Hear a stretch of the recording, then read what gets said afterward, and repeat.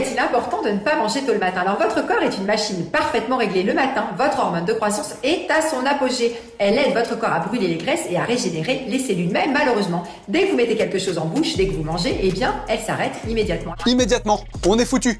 Non mais sérieux, si on raisonne comme ça, je prends l'exemple de l'hormone cortisol. Elle est connue pour augmenter la glycémie, ce qui est pas top de façon chronique. Quand on fait du sport, on sécrète du cortisol, ce qui envoie encore plus de sucre dans notre sang. Donc le sport va nous rendre diabétiques? Non, non, non, au contraire. Tombez pas dans ce piège de citer un processus physiologique à un instant T, parce que ça veut pas dire ce qui se passe sur plusieurs semaines.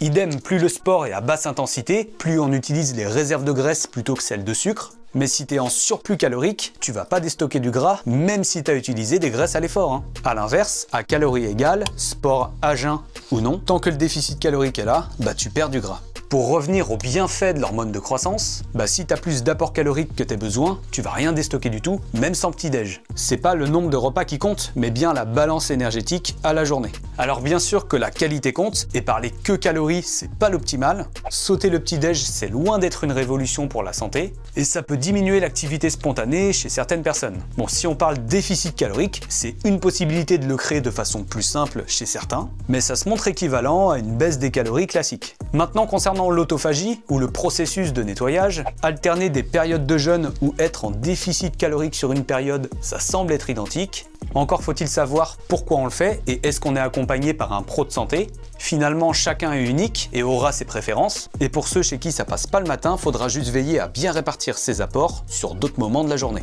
A bientôt, c'était Landry.